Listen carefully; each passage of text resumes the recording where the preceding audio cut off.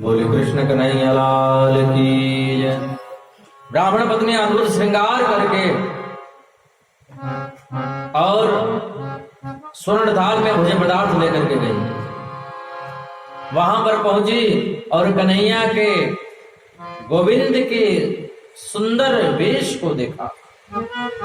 अद्भुत कन्हैया का वेश है, सांवला सलोना, घुंघराले बाल हैं,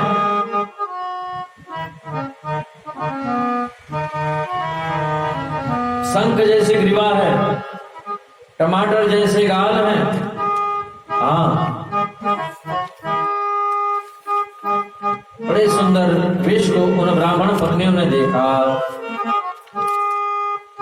श्यामं हिरण्यवर्धं वनमाल्यवर दात प्रवाल नटवेशमनो मृगांशे विनयस्त हस्तमितरेण धुनान मब्जम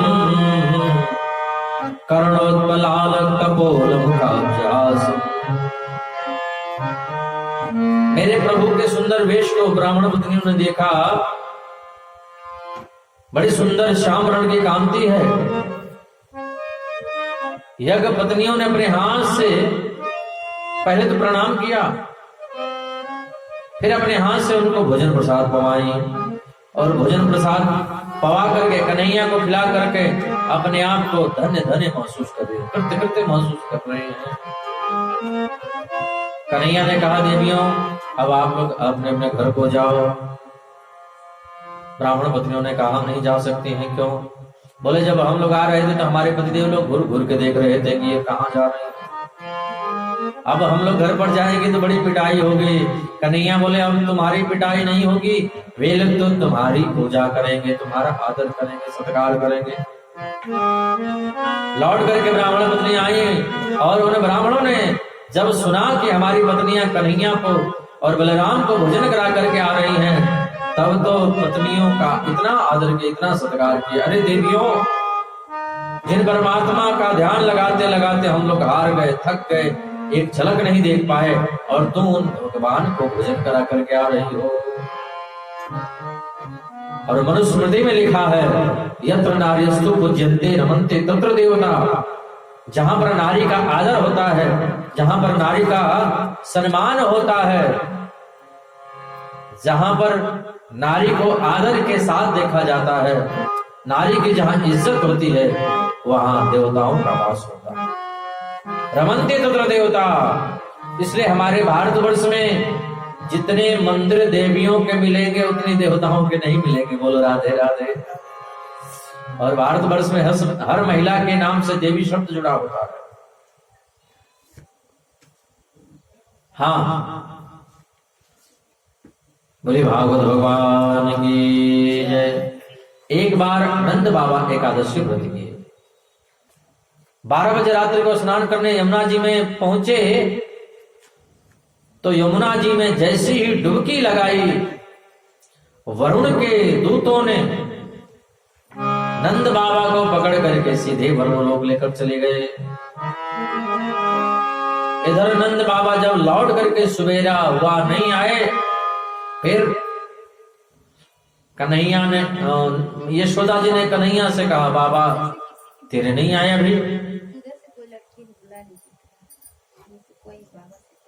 अभी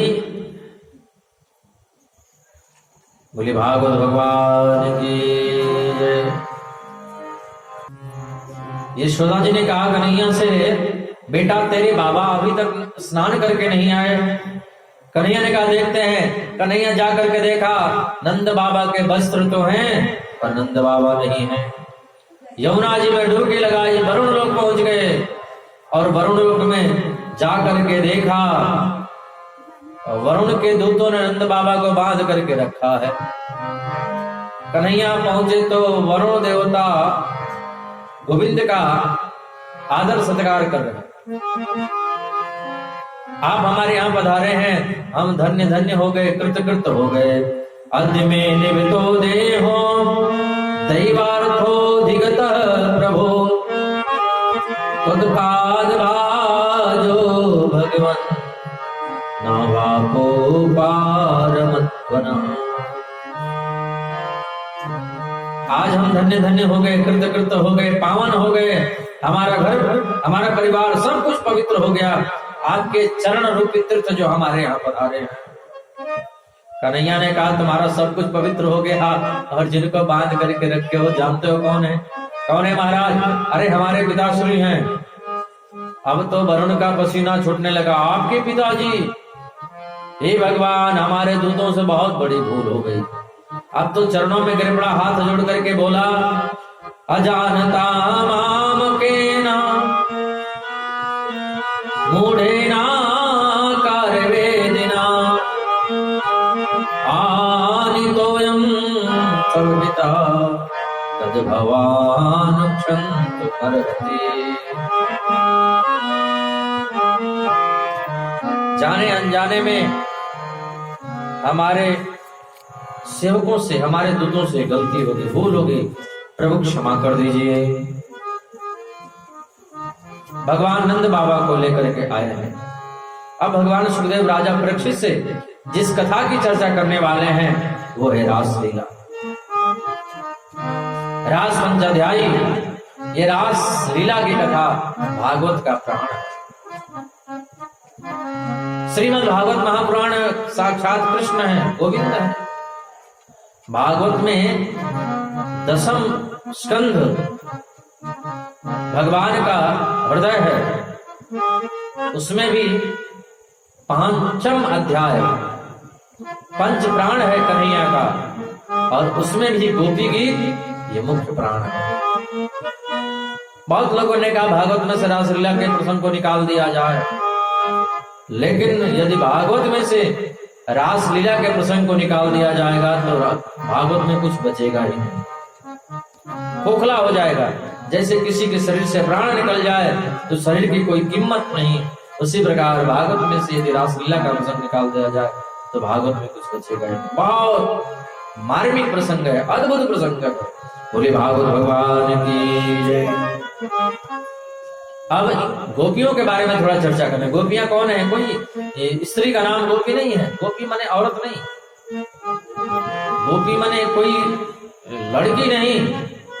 गोपी पुरुष भी हो सकता है और गोपी स्त्री भी हो सकती है। जो अपने समस्त इंद्रियों से कृष्ण रस का पान करे, जिसका सोना, जागना, खाना, पीना, हंसना, नाचना, गाना, देखना सब कृष्ण के लिए होता है, वही है गोपी। भगवान राम जब दंडक वन में गए, जितने ऋषि महर्षि थे सब गोपियां बनकर के आए। भगवान राम जब मिथिला में गए तो जितनी मिथिलानियां थी सबके मन में भगवान से प्रेम करने की इच्छा प्रकट हुई, तो वे सब यहाँ पर गोपियां बनकर के आई। बल्कि समस्त वेद, इतिहास, पुराण सब गोपियां बनकर के आए हैं। आज शरद पूर्णिमा की रात्रि है, बड़ा श्रम्य वातावरण है। सबसे प्रकाशमय रात्रि होती है शरद पूर्णिमा की, और सबसे अंधेरी रात्रि होती है अभी अभी निकली है दीपावली की। सबसे अंधेरी रात्रि दीपावली की होती है, सबसे प्रकाशमय रात्रि शरद पूर्णिमा की होती है। बालुका चमक रही है, चंद्रमा खिले हुए हैं, रात्रि में खिलने वाले पुष्प भी खिल रहे हैं। काम को उद्दीप्त करने वाले जितने भाव होने चाहिए वो सभी क्रमशः वहां प्रकट हो रहे हैं। फिर शरद ऋतु और शरद पूर्णिमा, 84 कोस के ब्रजमंडल में गोपियां अपने अपने कार्यों में व्यस्त हैं, और मेरे गोविंद ने कल कल निरादरी पावन यमुना के तट पर शरद पूर्णिमा के शुभारंभ में वेणु का निनाद किया। ब्रह्मानंद और विषयानंद जिसके सामने अणु हो जाएं, उसी को वेणु कहते हैं। उस वेणु का निनाद किया मेरे प्रभु ने, और उस वेणु के निनाद को, उस वेणु के स्वर को, उस मुरली की धुन को ब्रजमंडल में जितनी गोपियां थीं सभी गोपियों को सुनाई दिया। राग देश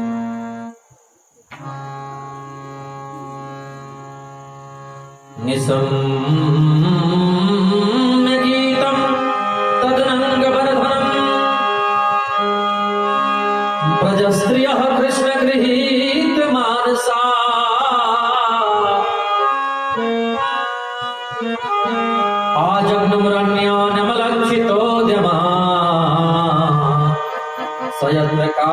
तो जब लोल कुंडला। गोपियों ने सुना और जो गोपी जिस शिकारी में व्यस्त थी उस शिकार को वहीं छोड़ करके दौड़ पड़े वृंदावन। लिखा है दुहंत्यो ये कश्चित् दोहम हित्वा समसुखा पयोनिषिद्धः संजायमन् वास्या पराजयो। एक गोपी गाय दूह रही थी, इतने में बज गई बंसी, दौड़ पड़ी, बर्तन न जाने किधर पटक दिया। एक गोपी अपने बच्चे को दूध पिला रहे थे, इतने में सुन लिया मुरली, बज गई बंसी और बच्चे को न जाने कब पालने में सुला दिया। एक गोपी तो कंडा थाप रही थी, गोबर का कंडा बनाते हैं ना, गोबर थाप रही थी। इतने में बज गई बंसी, बिना हाथ धोए हाथ में लगा है गोबर, दौड़ पड़ी। एक गोपी तो श्रृंगार कर रही थी और इतने में बज गई बंसी, जो होठों पे लगाने चाहिए उसको आंखों में लगाने लगी, जो आंखों में लगाने चाहिए उसको होठों पे लगाने लगी। बोलो राधे राधे। हाँ, अजंत काशलोचने। लेकिन कृष्ण से जो मिलने का विरह है बड़ा दुस्सह विरह है।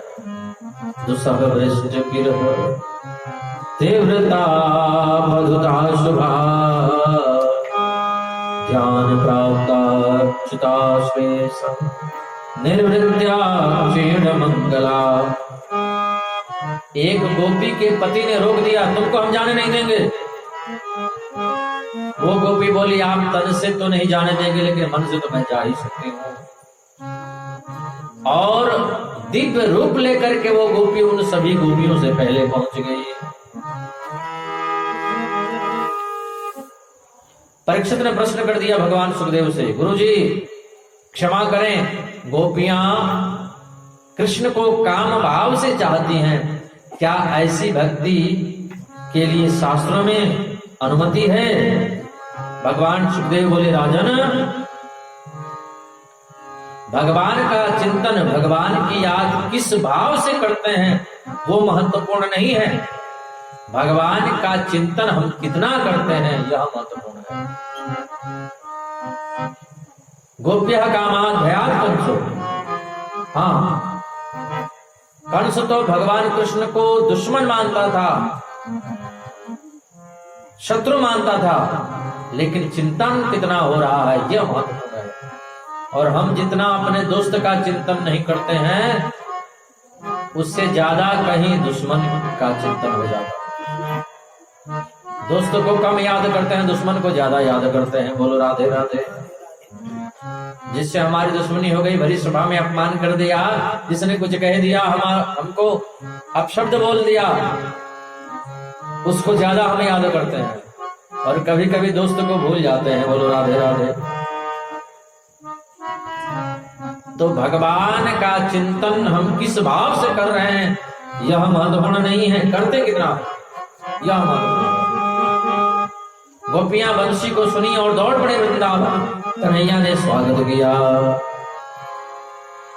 स्वागतम वो महाभाग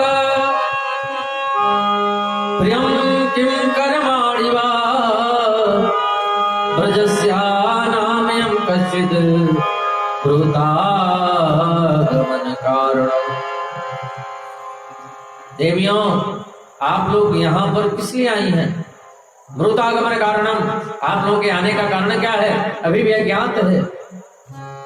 इतनी घोर रात्रि, रजनी सा घोर रूपा घोर सत्वनि सेविता। ऐसी अंधेरी रात्रि आप लोग चली आई हो। अच्छा, आप लोगों ने वृंदावन को नहीं देखा है? राकेश यानी चंद्रमा के द्वारा रचित जो वन है उसको आपने देख तो लिया। दृष्टम वनम कुस्मितम राकेश कर रंजितम। चंद्रमा से रंजित जो वन है उसको तो आपने देख लिया। अब 5 मिनट देखो, चाहे 50 मिनट देखो, चाहे 1 घंटे देखो, चाहे 4 घंटे देखो, बात एक ही है। अब तो आप लोग लौट जाओ, देख तो लिया। आपके घर वाले, आपके बच्चे, आपके परिवार, आपके पति टेंशन में हो गए, चली जाओ। दुःशीलो दुर्भगो वृद्धो जड़ो रोग्य धनो विवा पति स्त्री विर्नहातव्यो लोकिप्सो विरपातके। पति कैसा भी क्यों न हो, उसका परित्याग स्त्री को नहीं करना चाहिए। और आप लोग अपने अपने पतियों का त्याग करके चली आई हैं। गोपियों ने टेढ़ी नजरों से गोविंद को देखा और बोली, आपने कहा कि अपने अपने पतियों को छोड़ करके चली आई हो, चली जाओ। कन्हैया, मैं आपसे पूछती हूँ कि असली पति कौन है? अरे पतियों के परम पति तो आप हो। ये पति तो 10, 20, 50, 100 वर्ष में मर जाने वाले हैं, लेकिन आप ऐसे पति हो कि कभी नहीं मरने वाले हो। ऐसे बर को क्या मरे,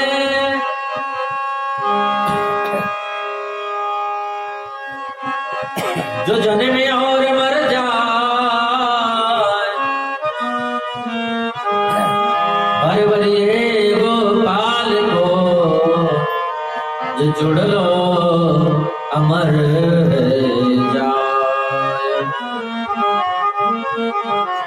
कन्हैया, अरे असली पति तो आप हो। कन्हैया समझ गए कि गोपियां अब जाने वाली नहीं है। देवियों, अब हम आप लोगों के संग में रास करूंगा। मेरे प्रभु गोपियों के संग में रास कर रहे हैं। लिखा है, दोई दोई गोपी बिच बिच माधव। ब्रज के संत गाते हैं, ये दोई दोई गोपी बिच बिच माधव।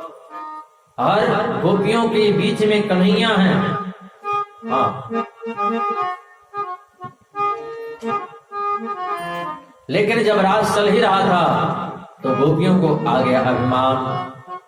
हम ज्यादा सुंदर हैं, इसलिए कन्हैया हमारे संग रास कर रहे हैं। हम बहुत अच्छे हैं, इसलिए कन्हैया हमारे संग रास विहार कर रहे हैं। जैसे ही गोपियों को आया अभिमान, तो वहां से दूर हो गए भगवान उन गोपियों को जोड़ करके और राधा रानी को लेकर के अंतर ध्यान हो गए। जब किसी व्यक्ति को बहुत कीमती चीज बड़े आसानी से मिल जाए तो उसका मूल्य कम आंकने लगता है। बोले भागवत भगवान की जय, कृष्ण कन्हैया लाल की जय। तासा तत्सौभगवनम् वीक्ष्यमानं च केशव रश्मायं रासादाय तत्रैवान्तर्धीयत। गोपियों के सौभग मत को मेरे गोविंद ने जब देखा, गोपियों के अहम का प्रशमन करने के लिए, कन्हैया राधा रानी को प्रसन्न करने के लिए किशोर जी को संग लेकर के अंतर ध्यान हो गए। अब जब गोपियों ने देखा कि अभी तो कलमैया करके रास रचा रहे थे, अभी हमारे संग में थे और अभी कहां चले गए। हाँ, वियोग होने पर उस चीज का महत्व ज्यादा समझ में आता है। अब गोपियां रोने लगी, कन्हैया के लिए तड़फने लगी। फिर पता ही नहीं चला कि हम जड़ से बात कर रही हैं कि चेतन से बात कर रही हैं। फिर कृष्ण का चिंतन करते करते करते करते कृष्णमय हो गए। हाँ, व्यक्ति ब्रह्म का चिंतन करते करते ब्रह्म हो जाता है। अब कन्हैया को ढूंढते ढूंढते गोपियां रुदन करने लगी और रोते रोते यमुना के किनारे पहुंची हैं। और यमुना के किनारे राधा रानी के संग मिल करके एक सुंदर गीत गाया है, जिसको गोपी गीत कहते हैं। आइए हम लोग एक दो लाइन गोपी गीत श्रवण करें। जयति तेधिकम्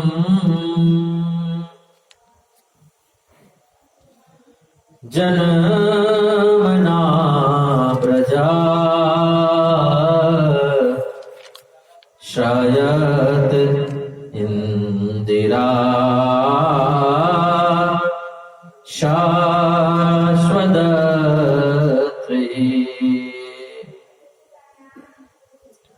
शरदुदासे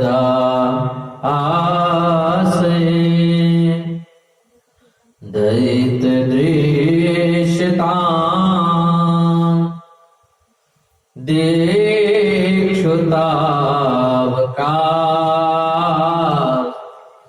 त्वयि धृता सवस त्वां विचिन्मते शरदुदासे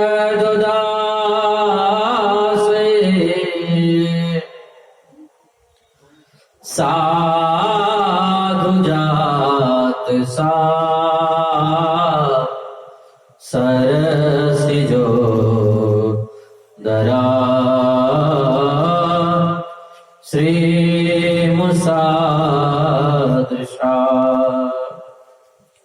सूरतनाथ ते अशुल्क दासिका वरद निघ्नतो नेह किं वद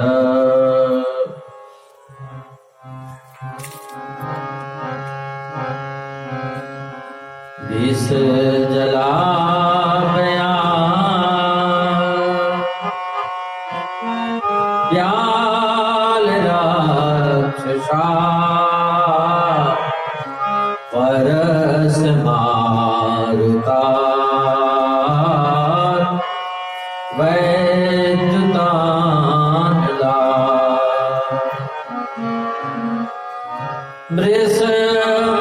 मृषमयात्मजा विश्वतो भया ऋषभते वयं रक्षिता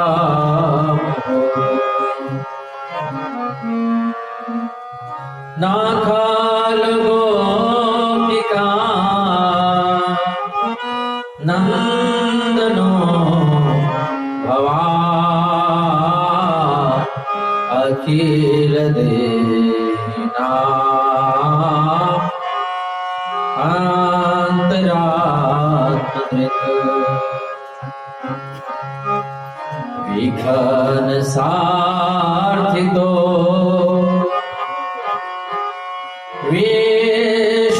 विश्वगोत्तये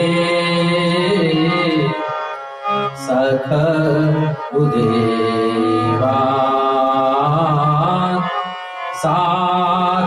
सात्वताम्बुले विरचिता भयं प्रेषणिधूर्यते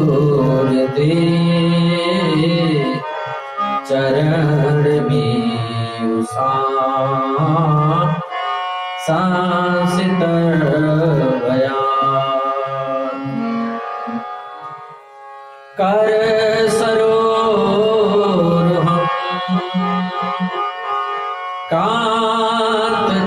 कांतकामदं शिरसि देहिनः श्रीकरग्रहम्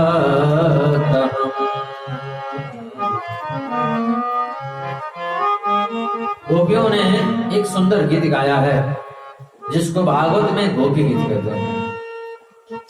जब गोपियों ने गीत गाया और ऐसे नहीं रोते हुए गीत गाया, जब गोपियां कन्हैया को ढूंढते ढूंढते रोने लगी और रुदन करते हुए गीत को गाया है, तब मेरे कन्हैया मेरे गोविंद उन गोपियों के मध्य में प्रकट हो गए।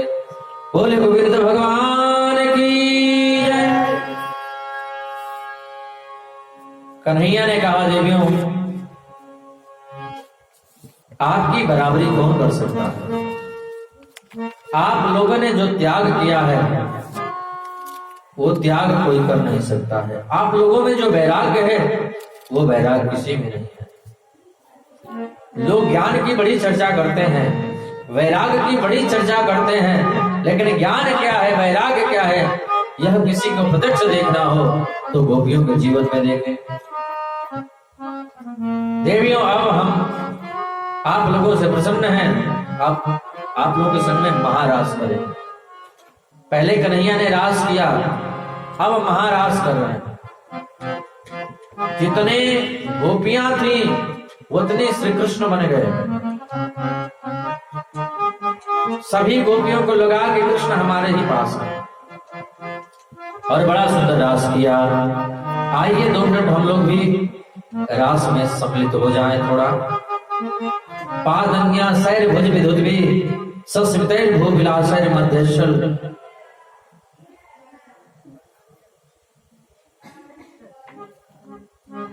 पादन्या सैर भुज विधुद्वी सस्मितैर भू विलासैर अजन्य मध्यशल कुचपटैर कुंडलैर कंडलोलै।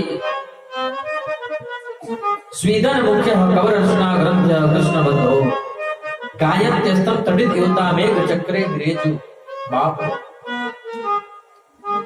जितनी गोपियां थी उतनी स्वयं श्री कृष्ण बन गए। गलवैया दे के रास रचा रहे हैं, आलिंगन करके रास रचा रहे हैं। लिखा है कोई गोपी थक जाती तो गोविंद के कंधे पर अपने मुखार बिंदु को स्थापित करके विश्रांति का अनुभव करते। नृत्यंती गायती काचित कुछ नौपुर में कला। एक गोपी तो नृत्य करते करते इतनी थक गई कि गोविंद उसके चरण ही दबाने लगे। बोलो राधे राधे।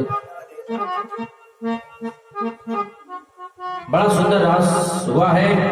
आइए हम लोग भी रास में सम्मिलित हो जाएं।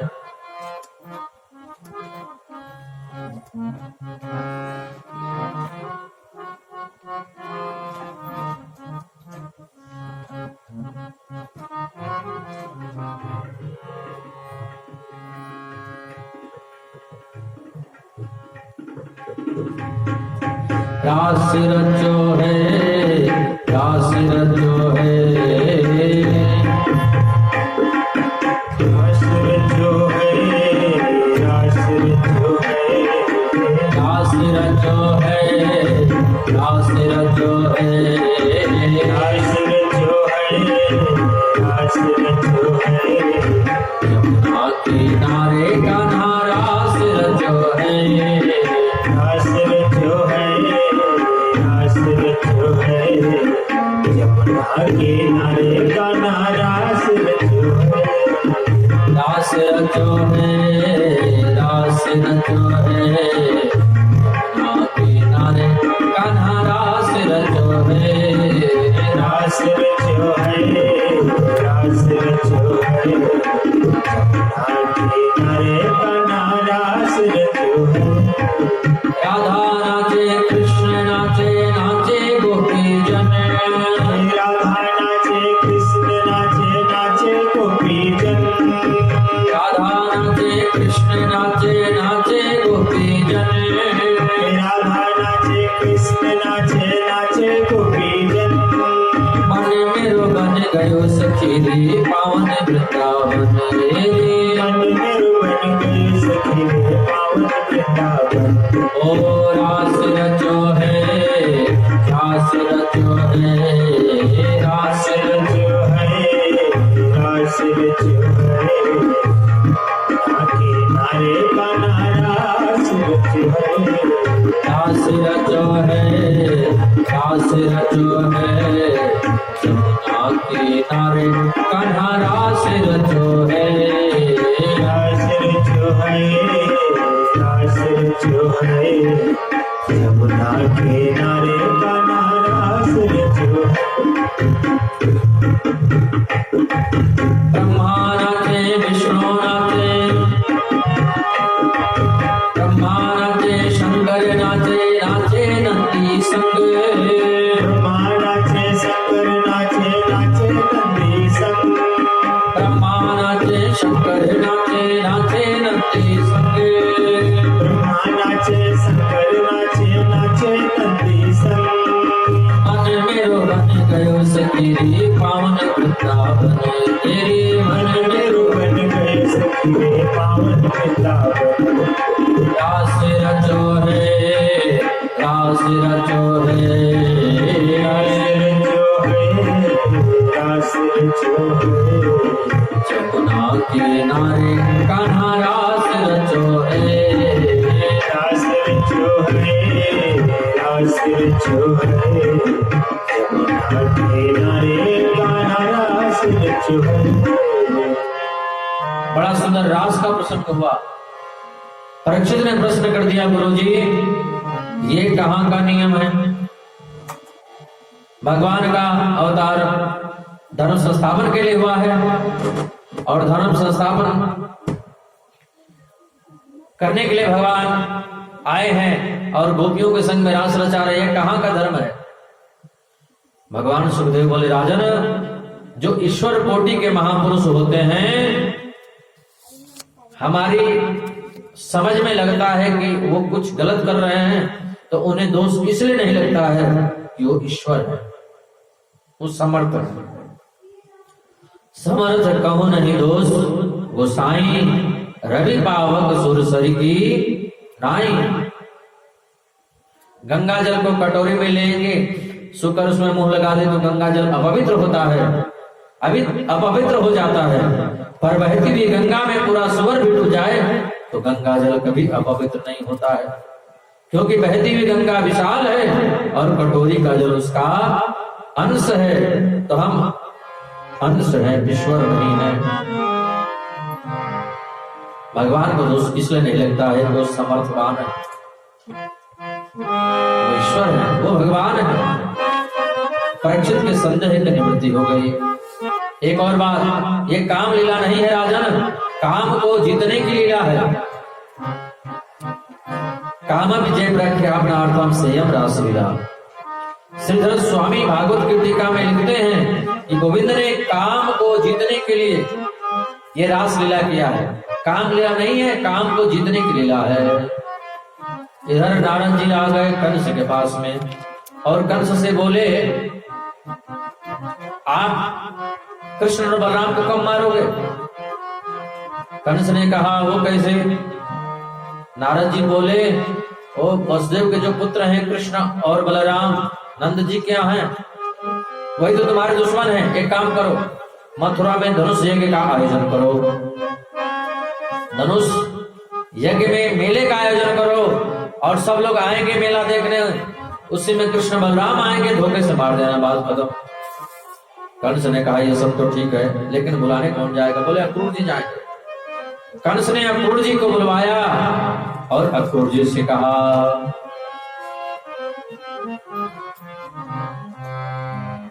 गच्छनंद व्रजम तत्र सुतौ आनकदुन्दुभि आसादयिता विहानेन रथेनानयमाचिरम्।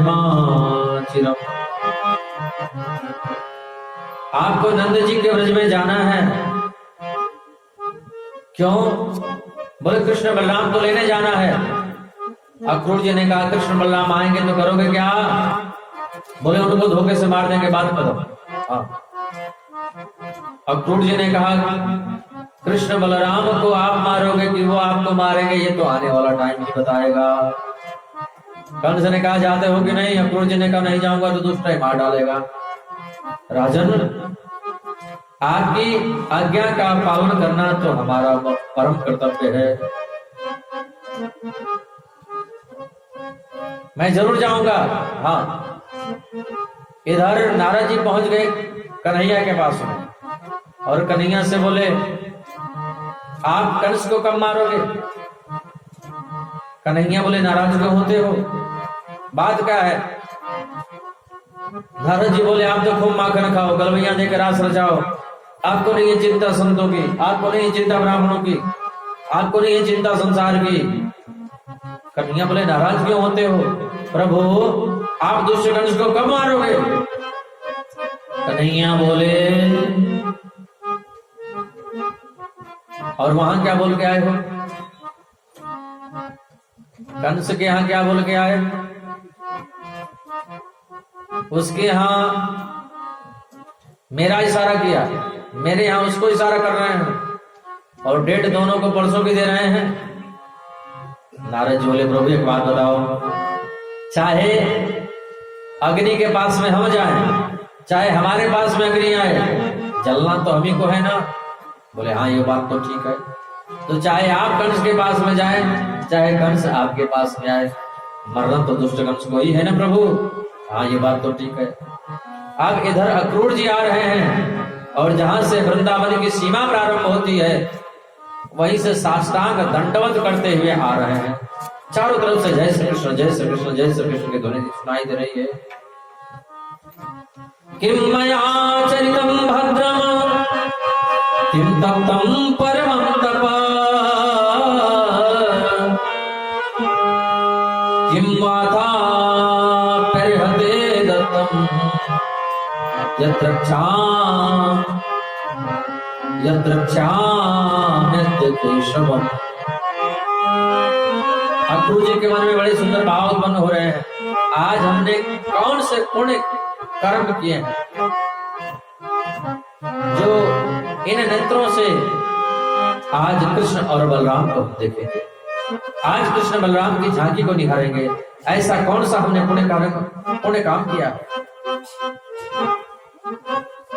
इधर कन्हैया गाय चरा कर लौट रहे थे।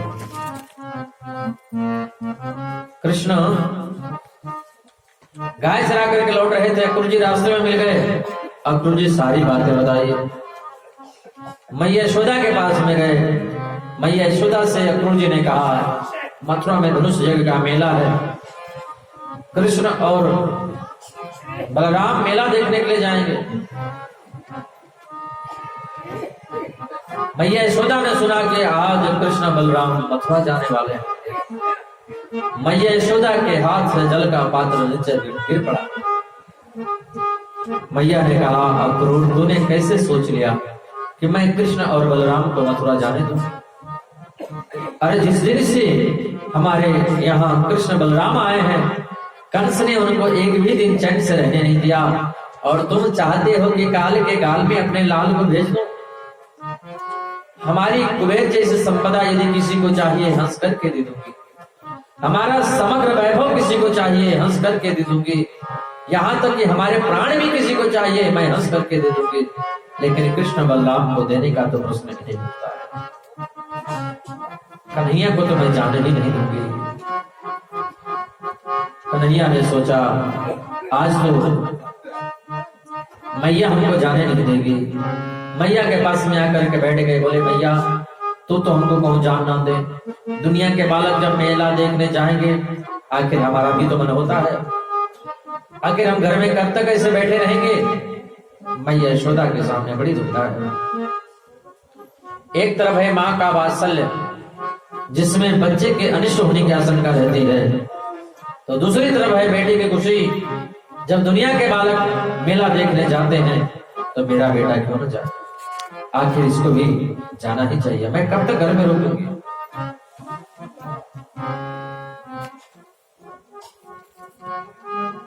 रात के 12 बजे होंगे। आज गौशाला में गायों ने चारा ही नहीं खाया।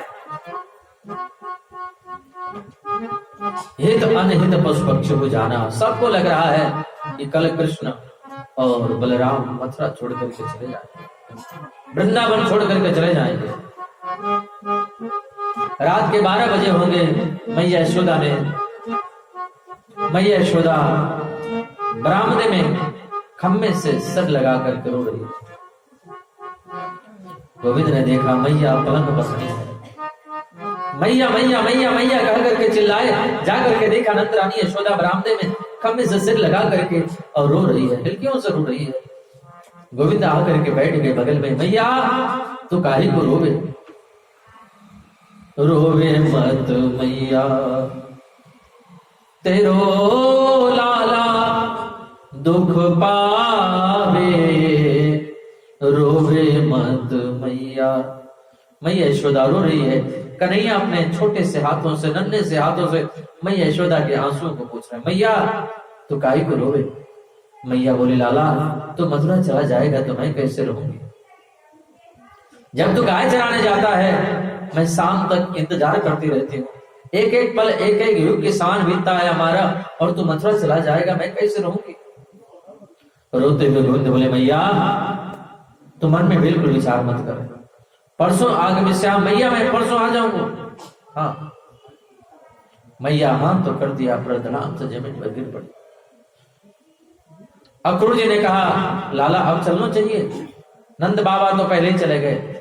अक्रूर जी कृष्ण बलराम को रथ में बैठा करके लेकर के चले, महल का दरवाजा खोला, महल के दरवाजे पर देखा हजारों गोपियों की भीड़ लगी है और गोपियों के मुख से बड़े सुंदर वाक्य निकले। अहो विधाता स्तवन क्वचित् दया, संयोज मैत्र्या प्रणयेन देहिना, ताशाग्रदार्थान् व्यूनं शपार्थकं विक्रीडितं तिर्भगचेष्टितं यथा। अरे विधाता, तुम्हारे हृदय में जरा भी दया नहीं है, तुम्हारे हृदय में जरा भी करुणा नहीं है। पहले तुम जीव का संयोग करते हो और मिलने से पहले उसका वियोग कर देते हो। यह आदत तुम्हारी क्यों है? महल का दरवाजा खोला, देखा हजारों गोपियों की भीड़ लगी हुई है, गोपियां रो रही हैं, गोपियां रथ के आगे लेट गई हैं। गोविंद आप नहीं जा सकते हमको छोड़ करके, यदि आपको जाना ही है तो हमारे ऊपर से रथ चला करके ले जाओ, हमारे प्राण निकल जाएंगे, बाद में आप जाना, हमारे प्राण के रहते जीते जी आप मथुरा नहीं जा सकते। थोड़ी दूर रथ पहुंचा ही होगा, इधर मैया यशोदा की मूर्छा टूटी, कन्हैया कहाँ गए? बोले कन्हैया तो मथुरा गए। अब तो बूढ़ी मैया लड़खड़ाते दौड़ रही है, जैसे तैसे मैया खड़ी होती है, कभी गिर जाती है। अरे रथ को रोको, एक क्षण के लिए रोको, अरे सुनो तो सही। कृष्ण बलराम ने देखा बूढ़ी मैया रथ के पीछे पीछे दौड़ी दौड़ी आ रही है। कृष्ण बलराम रथ से कूद पड़े और आकर के मैया यशोदा को अंकों में भर लिया। मैया मैया मैया भी रो रही है, कृष्ण बलराम भी रो रहे हैं। मेरे गोविंद अपने आंसुओं से मैया को भिगो दिया, मैया भी रो रही है, पूरा ब्रह्मंडल रो रहा है, पशु पक्षी भी रो रहे हैं। मैया ने कहा, लाला मुझको तो आज पता चली है कि तू मेरू पुत्र नहीं है। आज अक्रूर जी ने बताया तू तो वसुदेवनंदन है, पर मेरा क्या अधिकार जो मैं तुम्हें रोकने का प्रयास करूं। सिर्फ एक निवेदन कर सकती है ये ग्वालिनी, मैंने तुम्हें एक मिट्टी की मटकी फोड़ने की वजह से उखल में बांधा। कन्हैया हो सके तो यह बात याद मत रखना गोविंद, हो सके तो इस बात को भूल जाना, स्मरण मत करना कन्हैया। रोते हुए मां से बोले, मां मैं दुनिया की हर बात को कदाचित भूल सकता हूं, लेकिन तूने मुझे जो उखल में बांधा मैया, ये भूलने जैसा है ही नहीं। मैया न चांतर न बहिर्यस्य न पूर्वं नापि चापरं, पूर्वा परं बहिष्यान्तर जगतो यो जगच्चय, तं मत्वात्मजं व्यक्तं मर्तलिङ्गमधोक्षजं, गोपिको लुकले दाना भवन्ध प्राकृतं यथा। अरे जिस ब्रह्म के आदि का पता नहीं है, जिस ब्रह्म के अंत का पता नहीं है, उस अव्यक्त अविनाशी परमात्मा को अपना आत्मा मानती है नंदरानी यशोदा। और मर्द लिंग मधुक्षजम, उसको मैया यशोदा ने ओखल में ऐसे बांधा जैसे कोई प्राकृतिक बच्चे को शिशु को बांधता है। मैया तूने जो मुझे ओखल में बांधा ये भूलने जैसा है कि नहीं, ये तो जीवन पर्यंत याद रखने योग्य है माता। कन्हैया मैया यशोदा को प्रणाम करते हैं, ब्रजमंडल को प्रणाम किए, गोपियों को प्रणाम किए, गायों की ओर देखा, गायों के नेत्रों से भी झर झर झर झर अश्रु की धार बह रही है, पूरा ब्रजमंडल रो रहा है। आज कन्हैया हम लोगों को छोड़ करके जा रहे हैं। कन्हैया रथ में बैठे, भैया यशोदा रो रही है। कितना मंगलमय सुप्रभात होगा मथुरा की उन ब्रजांगनाओं का, लेकिन कल का सुबेरा हम लोग कन्हैया के बिना ही निकालेंगे। कन्हैया रथ पर बैठे, थोड़ी दूर रथ चला होगा, पीछे मुड़ करके देखा मैया यशोदा रो रही है, ब्रज गोपियां रो रही हैं, गायें भी रो रही हैं। रथ चलने लगा। जब तक रथ की ध्वजा दिखाई देती रही, जब तक रथ से उड़ने वाली धूल दिखाई देती रही, तब तक मैया यशोदा, ब्रज की गोपियां हे गोविंद, हे दामोदर, हे माधव, बस ऐसे विलाप करती रही। तेरी अखियां हैं जादू भरी, बिहारी जो मैं कब से खड़ी, तेरी अखियां हैं जादू भरी, बिहारी जो मैं कब से खड़ी।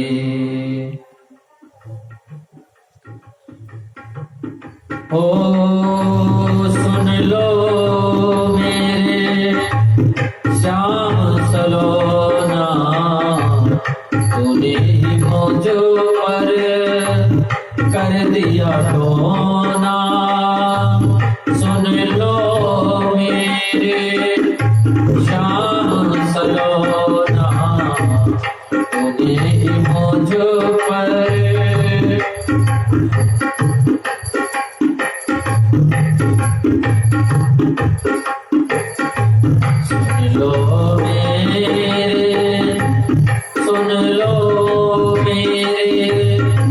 श्याम सलोना, तुमने मुझ पर कर दिया टोना, कर दिया टोना। मैं तो तेरे द्वारे खड़ी, बिहारी जो मैं कब से खड़ी, तेरी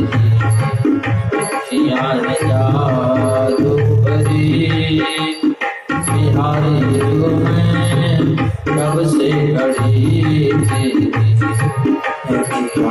जादू भरी, बिहारी जो मैं कब से खड़ी, जादू भरी। इधर कन्हैया यमुना जी में स्नान किए, अक्रूर जी को अद्भुत रूप दिखलाया और मेरे प्रभु सीधे मथुरा पहुंच गए। मथुरा पहुंच करके कंस का एक धोबी था। सबसे पहले उस धोबी का मेरे गोविंद ने कल्याण कर दिया। एक कंस का दर्जी था, पर वो गोविंद का बहुत प्यारा भक्त था। धोबी से कन्हैया वस्त्र जो छुड़ाए, ग्वाल बालों को पहनाए, लेकिन वो बड़े थे। दर्जी को देकर के ग्वाल बालों के और अपने अनुरूप बनवाए और आगे पहुंचे। एक सुदामा नामक माल मेरे प्रभु को माला पहना दिया। कंस की एक दासी थी त्रिवक्रा, 3 जगह से टेढ़ी थी। मेरे गोविंद स्पर्श करके उसको परम सुंदरी बना दिया। कोई बड़ी बात नहीं है। मोकम करोति वाचालम पंगुम लंघयते गिरिम, भगवान ने कृपा कर दे तो हो जाता है। अब एक सैनिक आकर के कंस से बोला, आपने बहुत बड़ी गलती की है कृष्ण बलराम के यहाँ बुला करके। क्या हुआ? बोलो शिव जी के धनुष को तोड़ दिया। अब कंस ने जैसे ही सुना शिव जी की धनुष टूट गई, कंस गिरते गिरते बचा। एक सैनिक बोला, महाराज चिंता मत करिए, धनुष में जंग लग गया था, पुराना हो गया था, उसको टूट गया। अभी हम लोग है ना, अभी हम लोग, आप चिंता मत करिए, आपका बाल बांका नहीं होगा। और आगे बढ़े, कुवलिया पीड़ हाथी को मार करके उसके दांत को लेकर के और आगे बढ़े, और कंस जहां बैठा था वहां कन्हैया पहुंच गए। 50 सीढ़ी ऊपर कंस बैठा था, मेरे गोविंद वहां पहुंच गए। लेकिन कन्हैया को जिन जिन लोगों ने जिस जिस भाव से देखा, उनको कन्हैया उसी रूप में दिखाई दिए। जाकी रही भावना जैसी प्रभु मूरत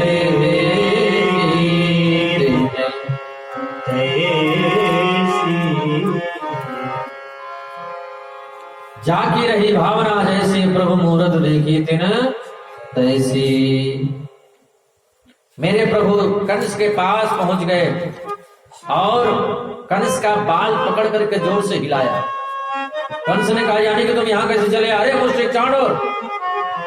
बोले अब यहाँ कोई नहीं आने वाला है, सबका कल्याण कर दिया हमने। अब एक काम करो मामा, अब मुझे देखो मैं तुझे देखूं तो मुझे देखते देखते हो जाएं एक। आप कितने बड़े भाग्यशाली हो मामा, तुम्हारे सामने परमात्मा खड़ा है। और देखते ही देखते कन्हैया ने ऐसा जाटा लगाया कि कंस का गोविंदाय नमः हो गया। बोले कंस मर्दन भगवान की जय हो। कंस का वध हो गया। अब सबको कन्हैया मुक्त किए हैं।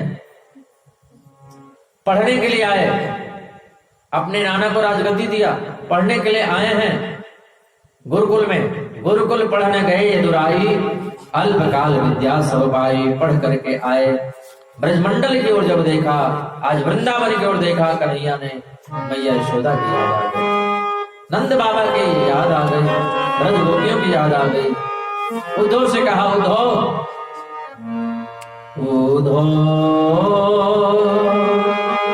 ब्रज मोही बिसरत नाय।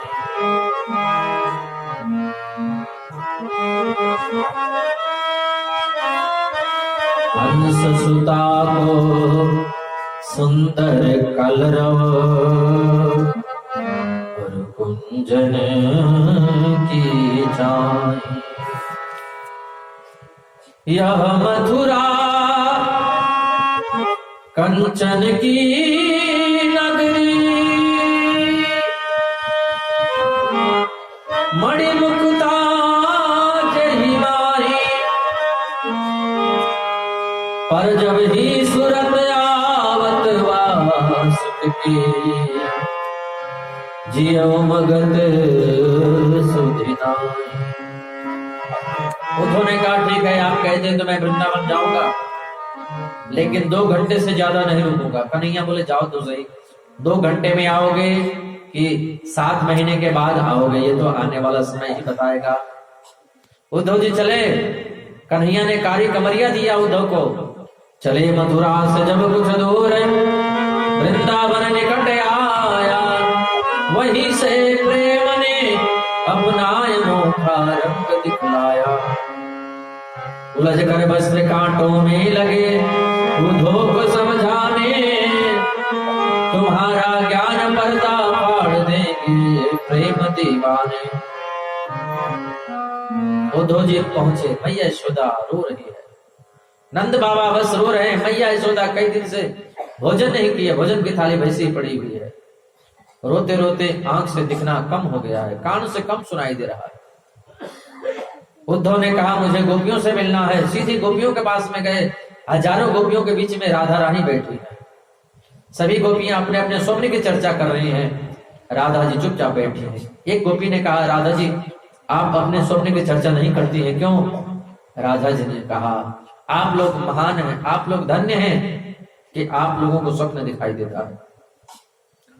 हमारे प्राण वल्लभ श्री कृष्ण जिस दिन से हमको छोड़ करके गए हैं, उस दिन से हमको नींद आती नहीं है। और जब नींद नहीं आती है तो स्वप्न नहीं दिखाई देता है, और स्वप्न नहीं दिखाई देता है तो बताओ कैसे? उद्धव ने कहा बाप रे, जिस दिन से कन्हैया गए ये सोई ही नहीं। उद्धव जी पहुंच गए गोपियों के बीच में और बोले देवियों आप लोग जिस कन्हैया के लिए रो रही हैं वो कृष्ण भगवान है, वो ब्रह्म है, निर्गुण है, निराकार है।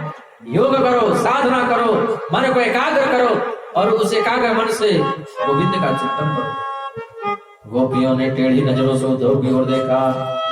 उद्धव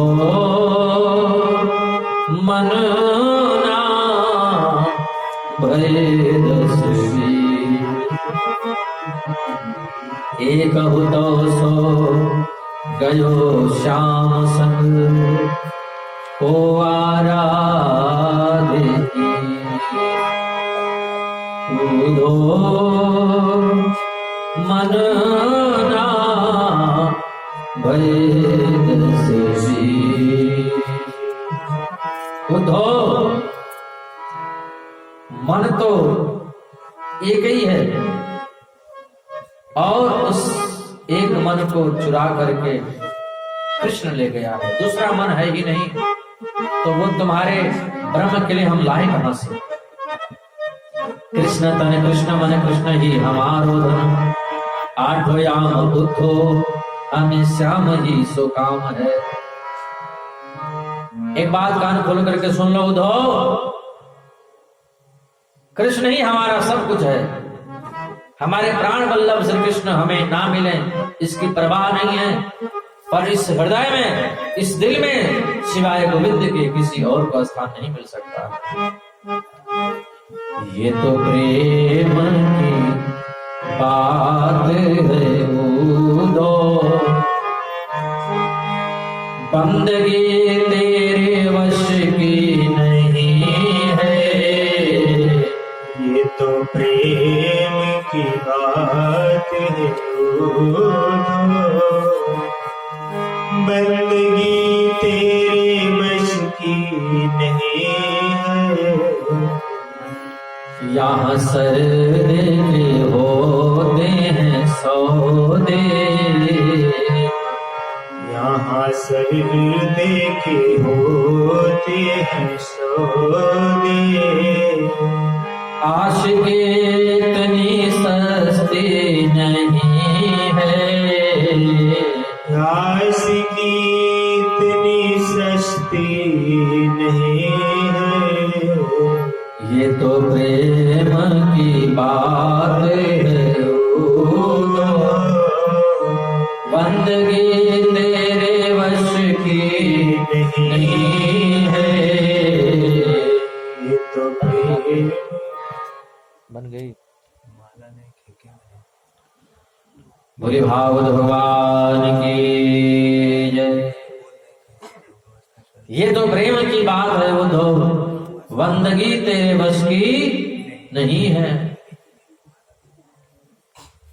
गोपियों ने कहा मेरी सुनो मेरी सुनो मेरी सुनो, कहते कहते रोने लगी और ऐसा रोई कि उद्धव उन गोपियों के अश्रुओं में 7 महीने तक पड़े रहे और एक ही बात बोले, राधे तेरे चरणों की गरदोल जो मिल जाए, सच कहता हूँ मेरी तकदीर बदल जाए। राधे तेरे चरणों की गरदोल जो मिल जाए, सच कहता हूँ मेरी तकदीर बदल जाए। राधे तेरे चरणों की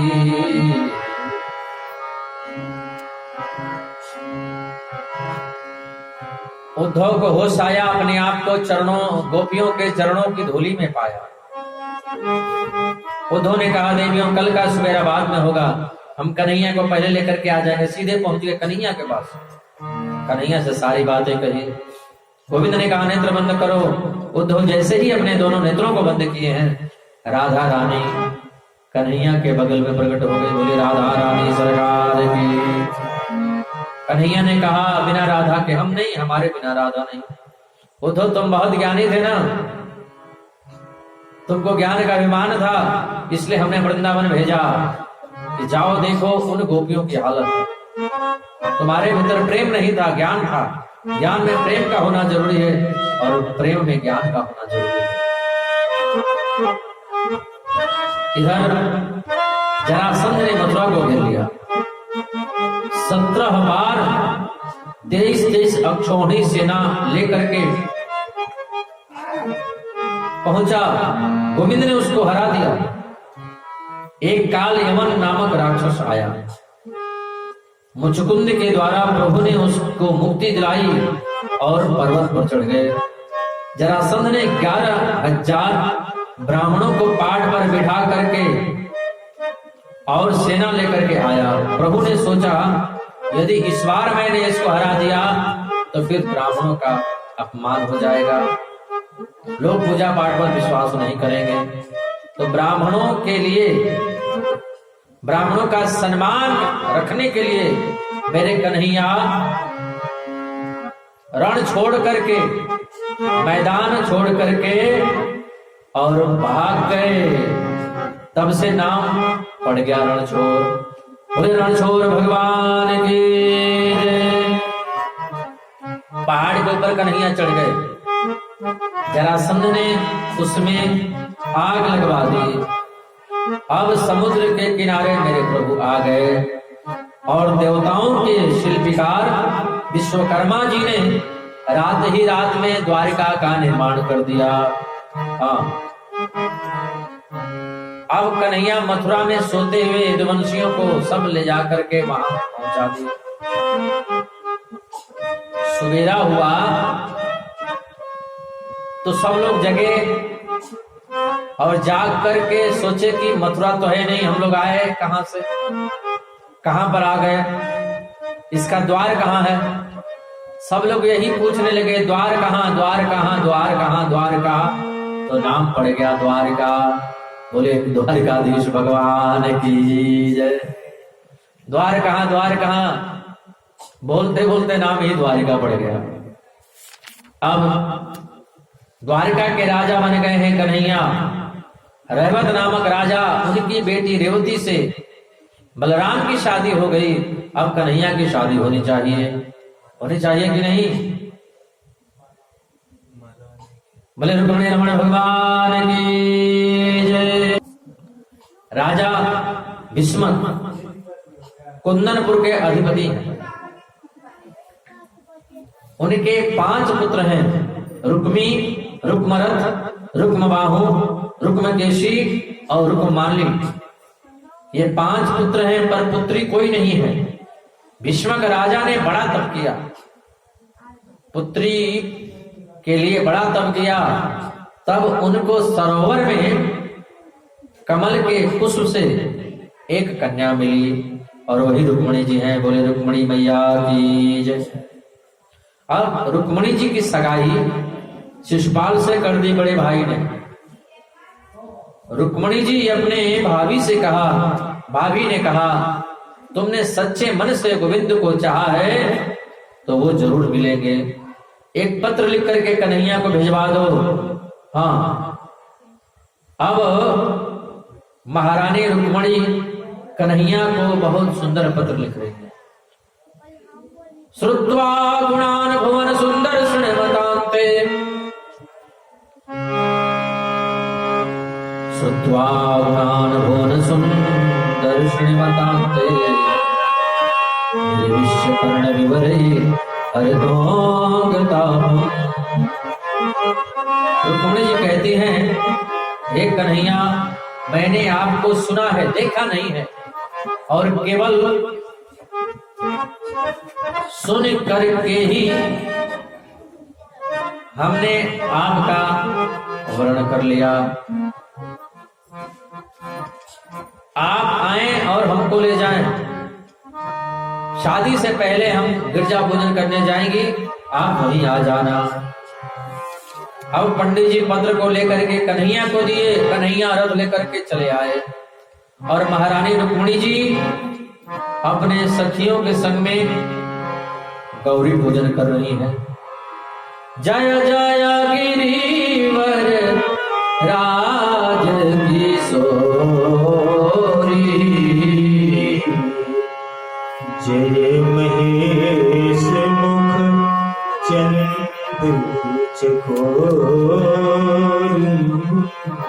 जय गजबदन सडानन माता।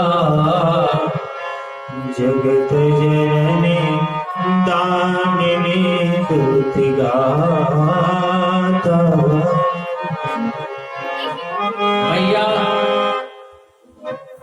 अम्बे ने रुक्मणी जी को आशीर्वाद दिया। बाम अंग फड़कने लगे, रुक्मणी जी का बायां अंग फड़कने लगा और मैया के गले से माला निकल करके रुक्मणी जी के गले में आ गई। मानो आशीर्वाद मिल गया।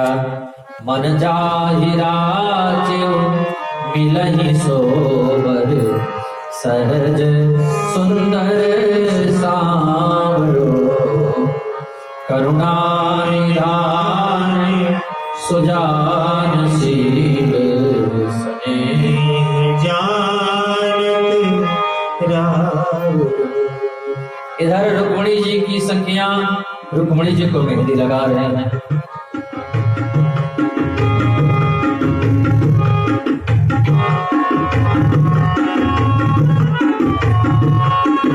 आओ मेरी सखियों मुझे मेहंदी लगा दो, आओ मेरी सखियों मुझे मेहंदी लगा दो।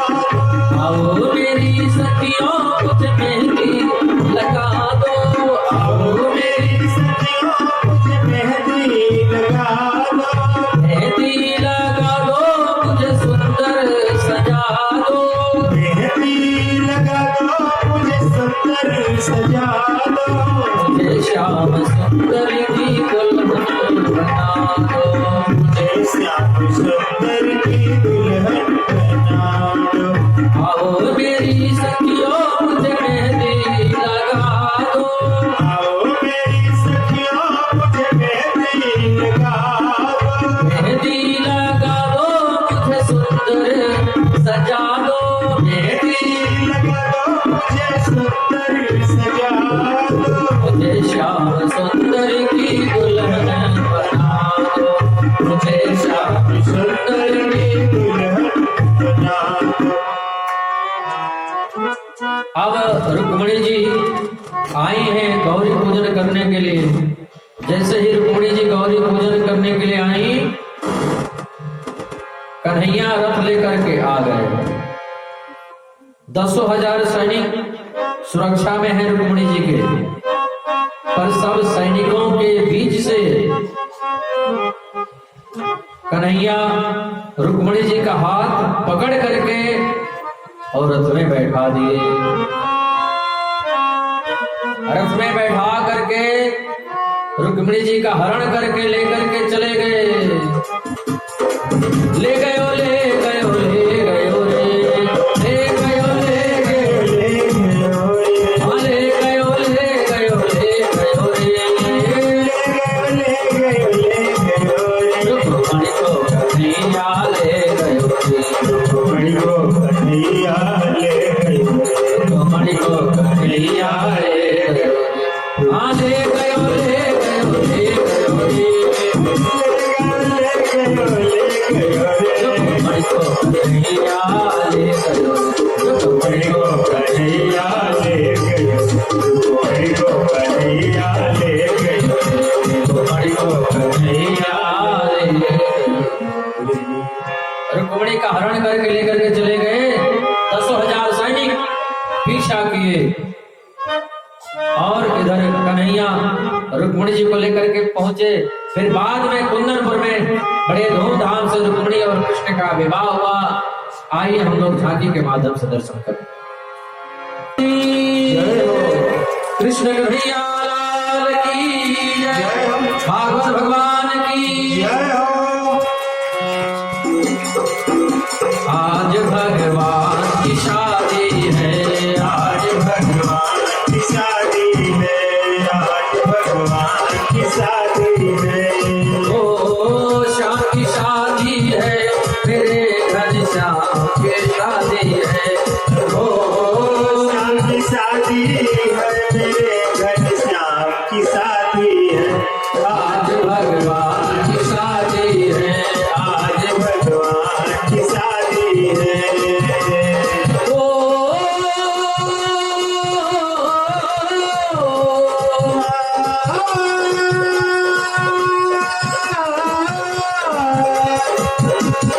किसी के सपनों से सारे संसार की शादी है, आज भगवान की शादी है, आज भगवान की शादी है। ओ शाम की शादी है मेरे भगवान की शादी है। ओ श्याम की शादी है, मेरे घर श्याम की शादी। हम लोग नाचेंगे, आज भगवान की शादी है, सब नाचेंगे, कोई बिना नाचे नहीं रहेंगे, आज सभी लोग नाचेंगे।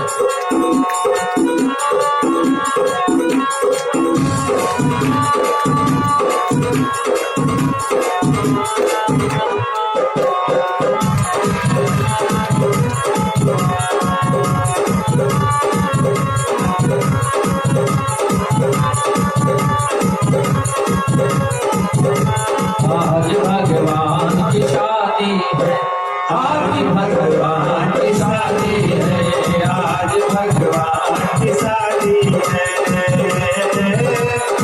शादी है, मेरे भगवान की शादी है।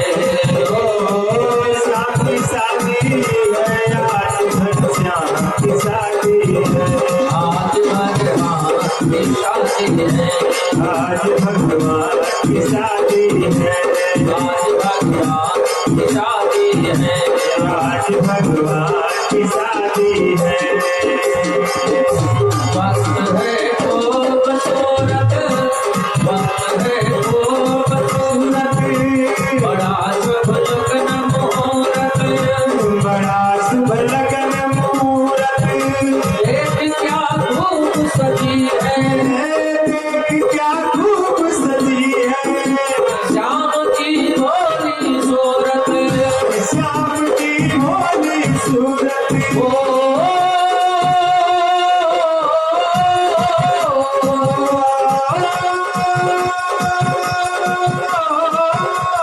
कान्हा के संसद मेरे ब्रजधाम की शादी है, आज भगवान की शादी है, आज भगवान की शादी है।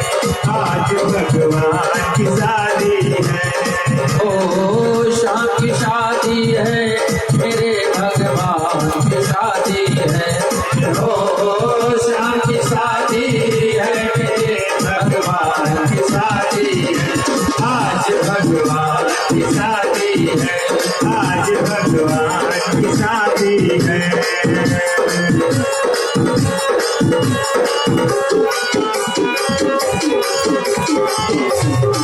श्री राधे।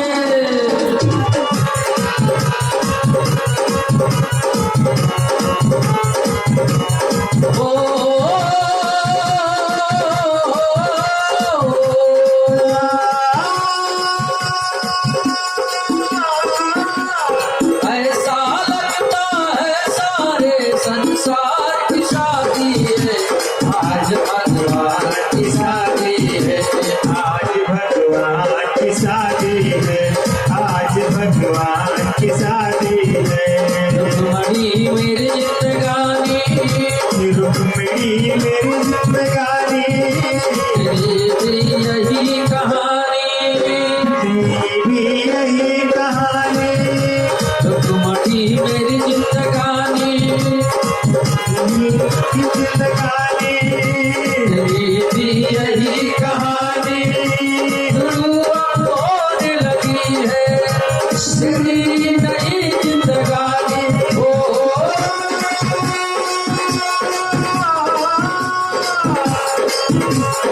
ऐसा लगता है सारे संसार की शादी है। आज भगवान की शादी है, आज भगवान की शादी है। आज भगवान की शादी है। ओ शाम की शादी है, घनश्याम की शादी है। ओ श्याम की शादी है, भगवान की शादी है। आज भगवान की शादी है। आज भगवान की शादी है। ओ